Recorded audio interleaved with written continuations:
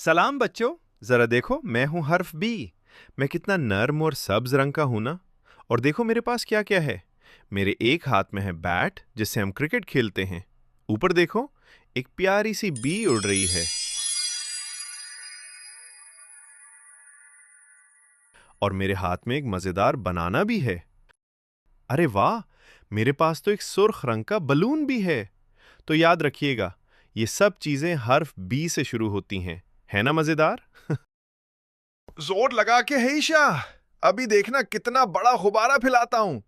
ओह, ओह, ओह। अरे ये हुआ, अंदर क्यों आ रही है? बचाओ, मैं तो खुद गुब्बारा बन गया। आज तो मैं बहुत हैंडसम लग रहा हूँ। सब मुझे ही देख रहे होंगे। अरे, ये किस बदतमीज ने छिलका फेंका? अम्मा मियाँ, खड़ा। हाँ, लगता है हड्डियां गिनती करनी पड़ेंगी। आज तो मैं छक्का मार के ही रहूंगा। ये बेट कितना भारी है।